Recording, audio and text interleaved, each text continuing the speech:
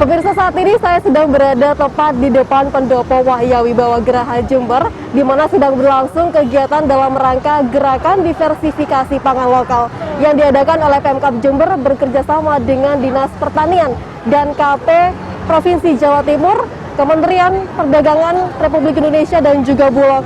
Dalam kegiatan ini berlangsung gelaran pangan murah berkualitas, di mana banyak disediakan bahan kebutuhan dapur seperti minyak, beras, bawang, cabai, dan lain sebagainya. Dan juga terlihat di belakang saya banyak sekali masyarakat dari berbagai kalangan yang menyerbu gelar pangan murah berkualitas ini. Selain itu juga diadakan seminar diversifikasi pangan lokal bersama Bupati Jember dan juga dimeriahkan dengan gelaran bazar UMKM dan juga diisi dengan kegiatan vaksinasi bagi masyarakat yang belum melaksanakan program vaksinasi. Bagaimana keseruannya? Yuk kita lihat bersama-sama.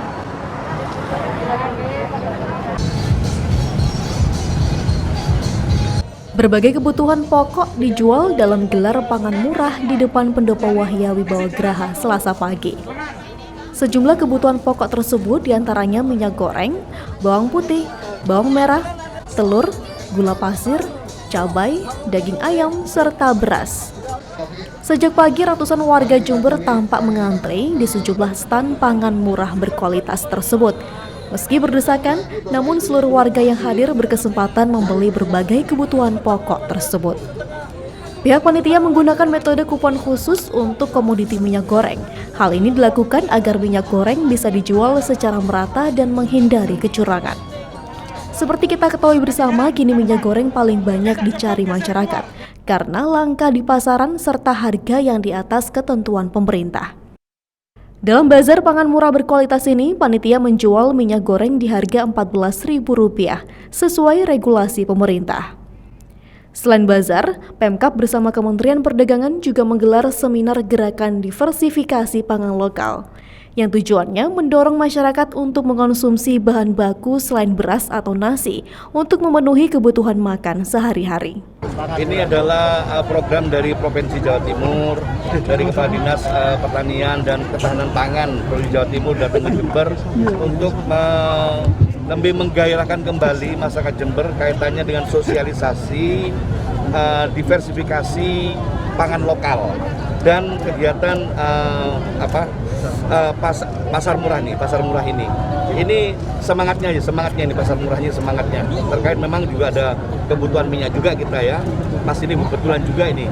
Tapi intinya masyarakat Jember diajak sama provinsi ini untuk bisa menghidupi dirinya sendiri, ketahanan pangan untuk masalah kearifan lokal, bahwa masyarakat Jember diajak untuk bisa melestarikan alam ini, menanam sendiri ya untuk lingkungan lestari, pekarangan lestari, menanam makanan-makanan selain tidak harus nasi, dipindahkan ke makanan lain.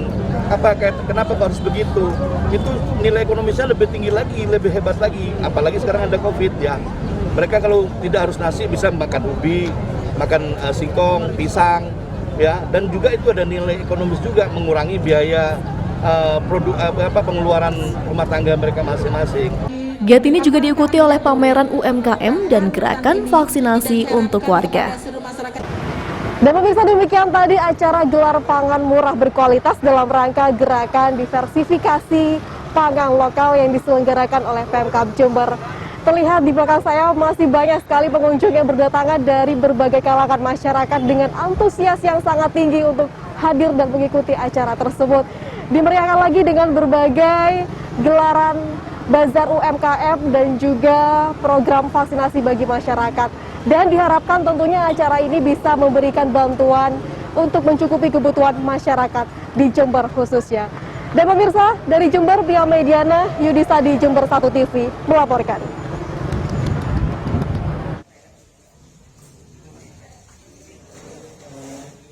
Puluhan warga desa Kepanjen, Kecamatan Gumukmas mendatangi kantor kecamatan setempat. Kedatangan mereka bermaksud untuk meminta kejelasan terkait pemasangan patok batas di sepanjang pantai desa Kepanjen yang dilakukan oleh pemerintah kabupaten. Menurut penuturan Kepala Desa Kepanjen, Saiful Mahmud, warga setempat sudah mengelola lahan tersebut sejak puluhan tahun silam. Bahkan menurutnya tanah tersebut sudah dilakukan pengajuan perihal hak kepemilikan melalui program pendaftaran tanah sistematis lengkap atau PTSL. Dari pengajuan legalitas tersebut juga sudah terbit sertifikat hak milik atau SHM-nya. Namun secara tiba-tiba ada surat dari Pemkab Jember dengan isian bahwa pihak mereka akan mengelola tanah di sepanjang tepian pantai Desa Kepanjen tersebut dengan melalui program hak pengelolaan lahan atau HPL. Oleh karena itu, warga merasa keberatan dengan keputusan tersebut karena warga tidak akan bisa memanfaatkan lahan tersebut kembali. Warga bersama kades bersangkutan mendatangi kantor camat untuk mendapatkan kepastian terkait problem tersebut. Namun sayangnya camat Gumukmas sedang tidak berada di lokasi dikarenakan lain hal. Akhirnya pihak Sekcam dan Ramil serta didampingi Kapolsek Gumukmas menerima kedatangan warga tersebut. Namun tentu keputusan akhir belum bisa diberikan dan dengan berat hati puluhan warga meninggalkan kantor kecamatan. Kecamatan Gumukmas ini. Langkah-langkah Pak Kades bila mana musyawarah ini buntu bagaimana? Langkah-langkah kami semaksimal mungkin mau mempertahankan haknya masyarakat. Itu yang pertama. Karena dari awal kita itu sudah mengelola dan bukti pengelolaan itu banyak, terutama bantuan dari Dinas Kehutanan, bantuan dari provinsi juga ada untuk masyarakat kami. Dari Gumukmas, Sugito Jember 1 TV melaporkan. Penyerahan rombong bakso secara simbolis di Pendopo Wahya Wibawa Graha oleh Bupati Jember. Rombong cilok gratis ini murni dibiayai oleh uang pribadi Hendy Siswanto. Sepaket lengkap, rombong tersebut seharga Rp2.500.000. Saat dikonfirmasi, Hendy awalnya merasa iba dengan profesi Pak N yang merupakan veteran TNI dan juga sempat menjadi anggota Linmas Desa Gunung Malang, Kecamatan Kalisa selama 30 tahun terakhir, namun tidak pernah mendapatkan gaji. Untuk menyambung hidup, Pak N berdagang cilok pikulan. Agar usahanya lebih lancar dan maju, Bupati akhirnya memberikan rombong cilok yang bisa digunakan untuk dibawa berkeliling menggunakan sepeda motor. Sekarang saya sedang bersama Pak Dul Kowi atau biasa dipanggil Pak N. Beliau warga dari Kecamatan Sumber Jambi. Kemarin ini bagian dari realisasi, beliau bertanya kepada saya pada saat kami keliling di dalam program Jehur Jember Hadir untuk Rakyat di Kecamatan Sumber Jambi. Beliau tanya dan berharap, beliau sebagai anggota TNI dulu sudah pensiun cukup lama dan mengabdi kepada negara tetap dengan menjadi anggota Linmas dan kegiatan sampingannya, kegiatan utamanya setelah pensiun jualan cilok.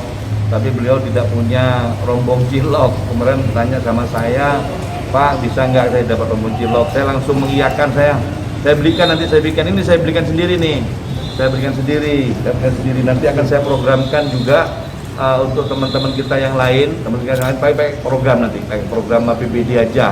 Kalau jumlahnya banyak, kalau sendiri nggak punya uang gitu. Nah ini kata pakai APBD saja, nanti biar untuk rombong cilok, bakso, nanti teman-teman termasuk mesin jahit, teman-teman, tapi tetap harus melalui latihan BLK dulu.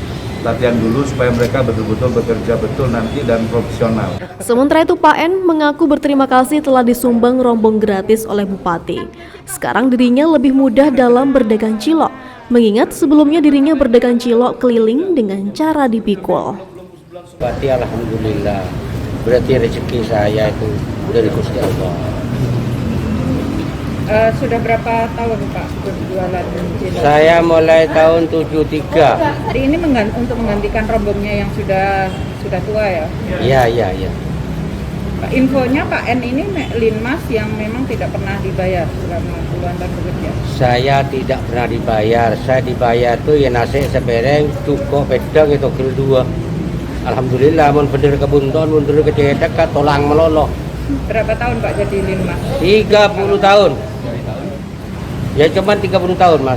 Saya Pak Samsul tuh pertama itu pertengahan. Jadi memang untuk hidup sehari-hari memang dari jualan bakso. Jualan bakso. Bantuan serupa kepada pedagang kecil akan diagendakan lebih lanjut oleh Bupati melalui regulasi program dan pelatihan dengan mekanisme anggaran dari APBD. Dari Jember, Yudisa di Jember 1 TV melaporkan. Dinas Lingkungan Hidup Kabupaten Jember juga memanfaatkan kandungan gas metan yang dihasilkan dari ribuan ton sampah sebagai bahan bakar pengganti minyak atau gas LPG. Gas metan itu kemudian disalurkan ke warung-warung penjual makanan dan minuman yang ada di sekitar TPA, salah satunya warung milik Eva ini. Dengan menggunakan gas metan yang disalurkan dari TPA, warung yang biasanya memerlukan 8 tabung LPG ukuran 3 kg setiap bulannya ini, dengan beralih ke gas metan bisa menghemat sebesar Rp160.000 setiap bulan. Hal itu tentu jauh lebih menguntungkan para pedagang karena mengurangi pengeluaran belanja untuk keperluan memasak di warung. Kaitan dengan gas metan ini sudah tidak termasuk inovasi lama lah. Inovasi lama yang memang harus dilakukan sejak lama, memang harus dilakukan dan dulu pernah dilakukan di sini. Makanya kenapa sekarang harus kembali, khususnya demi memberikan manfaat ya, dampak masyarakat yang terdampak dari keberadaan TPA ini. Ya, kita bersama teman-teman mencoba membuat gas metannya. Alhamdulillah sekarang sudah bisa berhasil walaupun jumlah pemanfaat masih sedikit. Nah, ini nanti dikembangkan untuk ke depan. Pemanfaatan gas metan ini juga menghindari terjadinya ledakan yang dapat mengakibatkan kebakaran di TPA Pakusari Jember. Kedepan DLH Jember akan terus mengembangkan pemanfaatan gas metan dan menyalurkannya ke masyarakat sekitar untuk keperluan memasak secara gratis. Dari Jember, Yudisa di Jember 1 TV melaporkan. Salah satu agen tabung gas LPG yang berada di Kelurahan Tegal Besar, Kecamatan Kaliwates, turut merasakan dampak kenaikan harga yang ditetapkan per 27 Februari 2022 lalu. Adapun tabung gas LPG yang mengalami kenaikan adalah varian Bright Gas atau non-subsidi dengan tabung berwarna pink. Dua varian tabung Bright Gas yang harganya naik, diantaranya varian 5,5 kg. Dari harga semula Rp67.000 kini naik menjadi Rp88.000 per tabungnya. Sedangkan untuk ukuran 12 kg harganya naik dari semula Rp167.000 menjadi Rp190.000 per tabungnya. Akibat kenaikan ini, permintaan tabung gas oleh konsumen yang umumnya berasal dari kalangan usaha restoran dan rumahan mengalami penurunan. Penurunan permintaan juga dialami oleh pangkalan gas yang menyediakan tabung Bright Gas. Sebelumnya pada awal Desember tahun lalu, Bright Gas juga mengalami kenaikan harga. Hal tersebut berimbas pada penurunan permintaan Bright Gas. Itu atas kenaikan ini akhirnya gimana? Pembeli lah. Atas kenaikan ini sih sebenarnya kaget sih, karena jarak antara kenaikan yang pertama dan sekarang ini terlalu dekat seperti itu Mas. Jadi mungkin para konsumen juga bertanya-tanya kenapa kok bisa meningkat secepat ini, sedangkan mereka ini membeli yang merasa keberatan juga. Dan yang kedua, pangkalan-pangkalan pun juga kaget karena peningkatannya terlalu cepat. Dan peningkatan pertama pun mereka aja sudah kesusahan untuk menjualkan, dan ada peningkatan harga lagi, jadi mereka semakin bingung sih gimana cara memasarkannya lagi. Lebih susah lagi ya? Lebih susah lagi. Karena peminatnya juga nggak terlalu banyak kan? Iya, karena peminatnya juga belum terlalu banyak sih, karena dikonsumsi oleh restoran sama rumah sakit dan kebanyakan seperti itu sih. Kalau boleh tahu kenaikan pertama itu kapan? Kenaikan pertama itu perkiraan awal Desember. Ada peningkatan itu sudah. Cepat ya Mas? Iya. Oh, awal Desember Awal naik. Desember naik. Terus Februari ya kemarin. Akhir Februari Iya, naik lagi. Februari lagi naik lagi. Dari Jember, DKAJ Jember 1 TV melaporkan. Kekeringan sejak 1 bulan terakhir yang terjadi di lingkungan Gebang Poreng, Kelurahan Gebang, Kecamatan Patrang, membuat warga setempat mulai resah. Rifai, Ketua RW 15 Gebang Poreng mengaku sangat berharap bantuan dari pemerintah agar memperbaiki tanggul yang jebol tersebut, agar air dari Sungai Jompo bisa kembali melewati pemukiman warga yang selama ini sangat bergantung dengan air sungai tersebut. Ia juga mengatakan kekeringan ini sudah berlangsung hampir 1 bulan. Warga pun kebingungan untuk melakukan kegiatan MCK atau mandi, mencuci, dan kegiatan lain. Bahkan ia menjelaskan saat ini warga harus meminta air kepada saudara di tempat lain dan juga membeli air galon untuk kebutuhan MCK.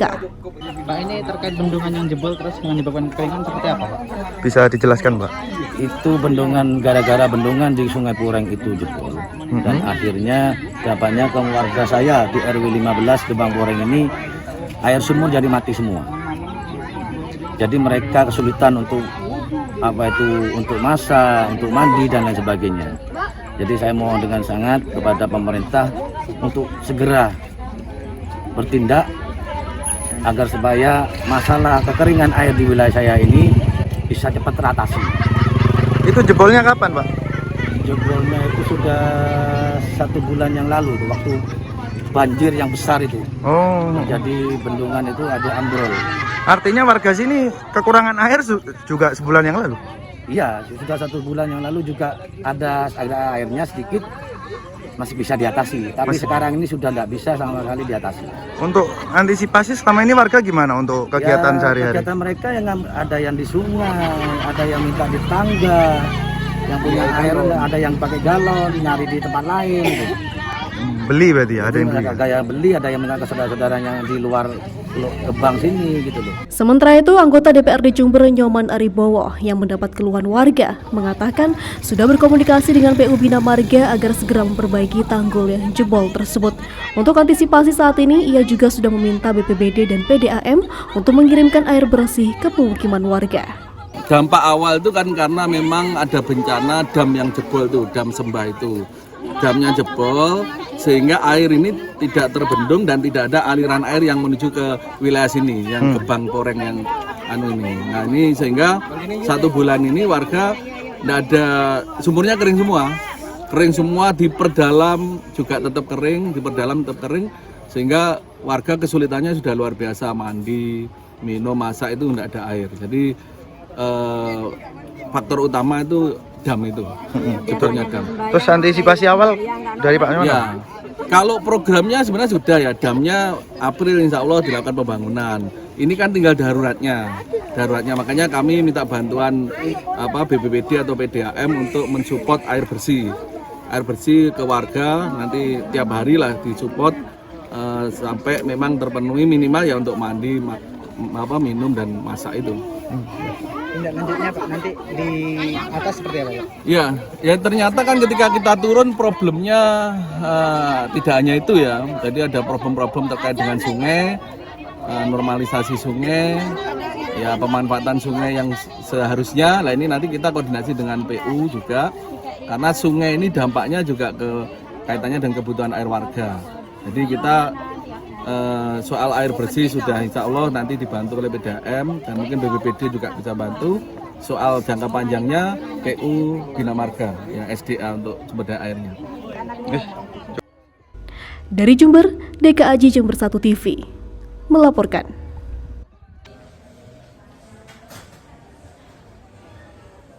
Seperti yang terlihat di Pasar Tanjung Jember, sejumlah bahan pokok dan daging masih terpantau normal, belum ada kenaikan yang signifikan. Daging sapi misalnya, untuk harga masih tetap di angka Rp124.000, untuk daging kualitas sedang di angka Rp114.000 hingga Rp98.000 per kilogramnya. Sementara itu untuk pasokan daging juga masih terpantau normal, tidak ada kelangkaan. Nah, harganya daging sapi sampai hari ini? Ya Pak, harganya tetap. Ya. Belum ada kenaikan? Tidak ada. Berapa Bu? 110, 114, 120, 124. Itu kan? Tapi untuk stoknya aman ya Bu? Sapi ataupun dari sana? Ya Pak Nak. Untuk stok sendiri aman? Aman. Dari Jember, Yudisa di Jember 1 TV melaporkan. Kondisi pantai selatan seperti di Pantai Cemara, Desa Mojomulyo, Kecamatan Puger, gelombangnya sangat tinggi hingga mencapai 4 meter karena faktor cuaca buruk. Hal tersebut sangat berdampak pada nelayan sekitar saat mencari ikan di laut yang harus menghadapi gelombang besar, namun hasil tangkapan ikan tidak bisa maksimal. Seperti yang dialami oleh Tukiman, pemancing asal Desa Lojejer, Kecamatan Wuluhan. Menurutnya, kondisi gelombang di pantai selatan termasuk di Pantai Cemara Puger memang sangat besar, bahkan sangat berdampak saat mencari ikan di laut. Pak Tukiman, asal dari mana ini Pak? Dari Lojejer ya. Pak, dengan situasi gelombang tinggi ini pengaruh nggak Pak bagi pemancing sendiri Pak? Ya pengaruh sih, karena gelombang gede dia minggir, harusnya dia elek. Iwak ra gelem minggir, engko lak yo lek sak pomene gelombang api, iwak gelem minggir di ameso. Lek gelombang elek iwak ra gelem minggir. Biasanya ikan apa yang didapatkan Pak? Nek ning kene yo pe, busilan, kaya tempuku, kaya poan,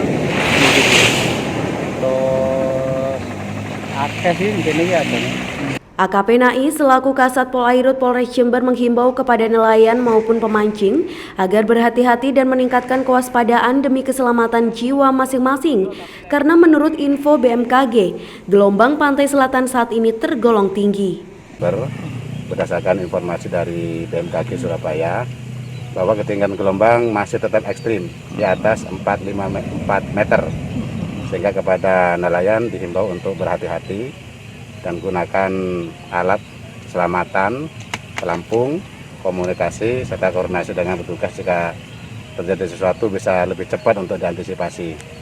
Dan kepada nelayan yang memang betul-betul tidak mengharuskan untuk pergi ke laut, sebaiknya tidak usah pergi ke laut sampai menunggu cuaca yang lebih baik dan untuk menjaga keselamatan diri sendiri dan orang lain.